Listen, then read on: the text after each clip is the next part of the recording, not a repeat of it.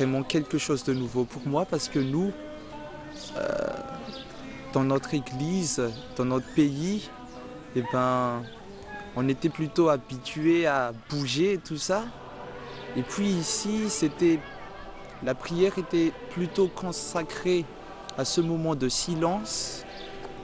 Et puis, vraiment, c'était original pour moi. Et je sentais vraiment qu'il y avait une force qui venait en moi, une force qui ne peut pas s'expliquer.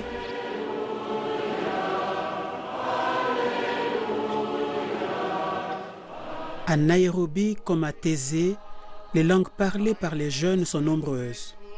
Et tous les jeunes n'ont pas l'habitude d'une prière méditative avec de longs moments de silence. Les frères en sont conscients en préparant la rencontre du Kenya et se posent des questions.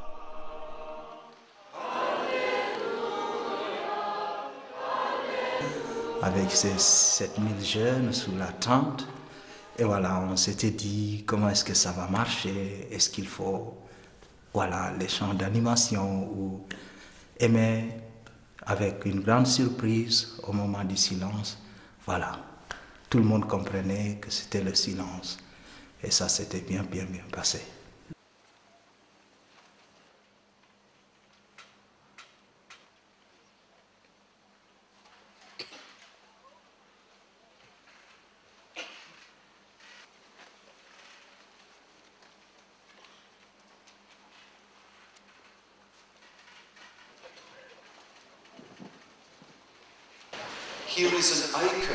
Il y a ici une icône qui exprime cela, l'icône de l'amitié.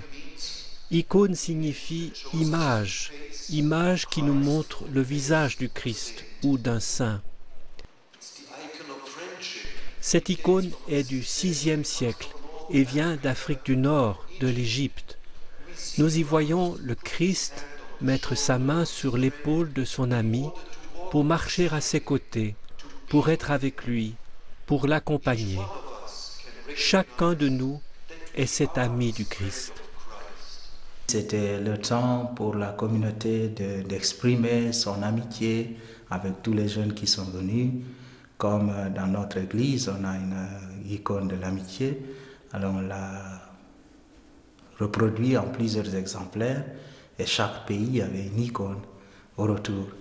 Et c'était vraiment un spectacle, je dirais, de voir comment est-ce que les jeunes exprimaient en même temps cette joie, mais cette communion profonde avec certains pays comme le Congo. Quand on disait une icône pour le Congo, on sent derrière tout ça les jeunes, voilà, montrer leur joie, mais en même temps cette communion profonde, parce que c'est un pays qui a traversé des difficultés, ou qui est en train de traverser des difficultés. Cette icône n'est pas à mettre dans une chapelle, bien sûr, elle peut rester là à l'église, mais à l'occasion, c'est aussi à leur tour de faire des petits pèlerinages, aller à la rencontre de d'autres jeunes, présenter cette icône, prier ensemble et partager ce qu'ils ont appris, si possible, pendant la rencontre de Nairobi.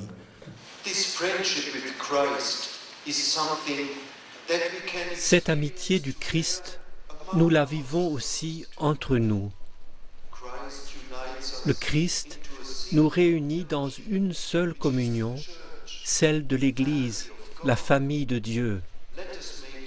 Élargissons alors cette amitié, dépassons les séparations qui demeurent.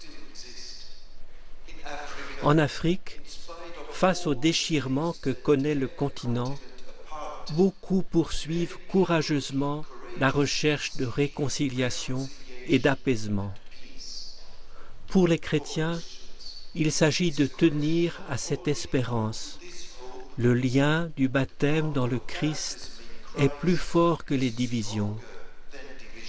Il est des chrétiens africains qui ont payé de leur vie cette conviction de foi.